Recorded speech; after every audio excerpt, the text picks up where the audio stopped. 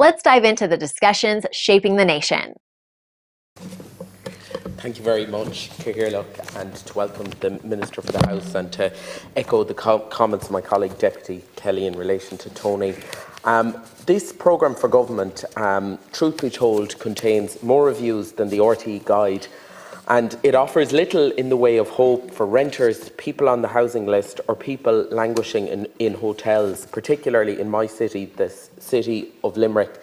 It offers more of the same and does not contain anything remotely resembling the radical reset in housing policy as was called for in the government's own Housing Commission report. Truth be told, it's difficult to objectively critique this government's housing policy because in reality they don't have one.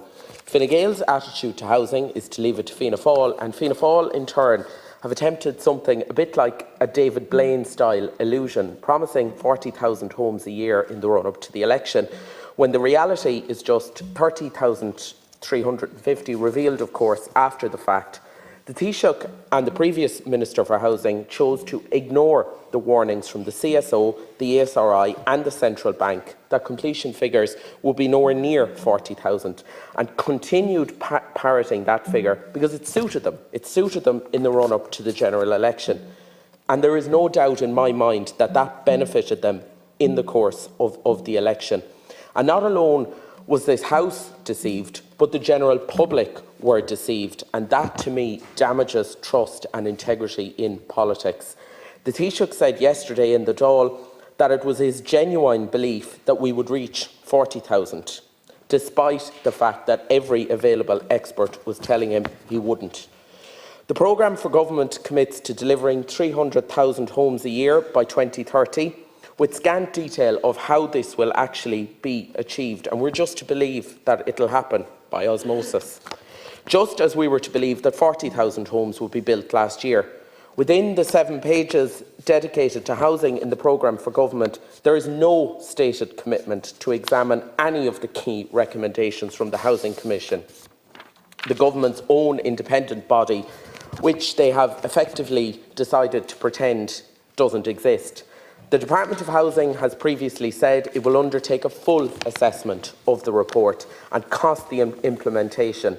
And with no mention of this in the programme for government, forgive me for being doubtful.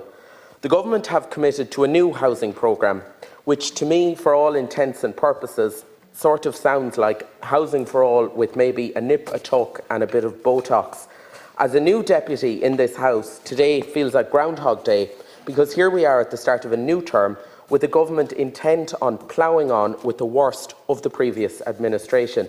In my own city of Limerick, the LDA have a number of key strategic sites, such as Colbert Quarter, which has the potential for at least 2,800 homes, the Gasworks, the Ross Bryan site, and so on. Yet 3 years on from the launch, all we have seen is the appointment of a design team for one of these sites and nothing but glossy brochures for any of the others. We have a new minister, but we have the same tired policies, or lack thereof. The same tired policies that have added more than a quarter to the cost of homes and rent since Housing for All was introduced. The same tired policies that have seen homelessness skyrocket, with child homelessness in particular going up by well over 75%.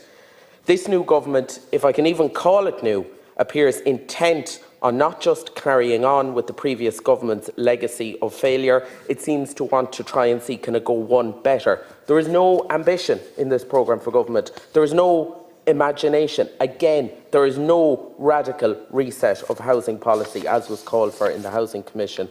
And as a young person myself, I see nothing in this programme for government to offer young people hope. Hope to get on the property ladder, or at the very least, to be able to move out of their parents' house, to rent without forking out over half their wages to a landlord.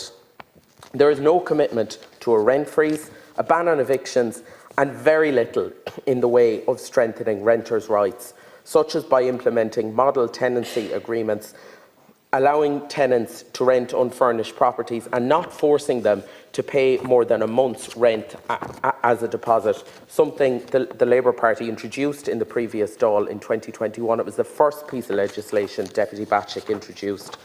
I'm also concerned about the creeping privatisation of social housing, and I would urge the Government to establish a Social Housing Act in order to ensure the long-term viability of our social housing stock. I would say that we've become far too reliant on social leasing as a way of bumping up the numbers. We need to move away from that model and support local authorities and AHBs to build more homes themselves. This Government are wedded and welded to the same inflationary policies as the previous one. While Help to Buy and the First Home Scheme sound good on paper, virtually all independent analysis said that these policies are driving up house prices, and the Government's proposals to expand these to second-hand homes will put yet another rocket under house prices, which are now higher than Celtic Tiger peak. Moreover, we know from central bank analysis that these schemes actually disproportionately benefit people on higher incomes. In Labour, we believe in the role of an active state because we believe the private sector alone does not have the capacity to deliver the homes we need. The Davy report states that we will need 93,000 homes a year if the population hits 6 million as predicted by 2031. The programme for government commits to 50,000 units a year by 2031, but the government could only deliver 30,000 last year. It is clear that this government does not even have the capacity to meet its own targets, not to mind build the number of homes that we actually need. The government must change tack. The Housing Commission report was clear, and we in Labour have been very clear in our view. Only the state has deep enough pockets to underwrite the level of housing this country needs. On workers' rights, it's clear from the half page in the programme for government that this is a coalition of cosy crony capitalism, with no mention of a living wage in the entire document, no commitment to transpose the EU Adequate Minimum Wage Directive, and no commitment to a right to flexible work or to improve statutory leave entitlements. And in the time available to me, I want to turn to my own constituency of Limerick, and in particularly in relation to UHL, the most overcrowded hospital in the state, consistently breaking its own records.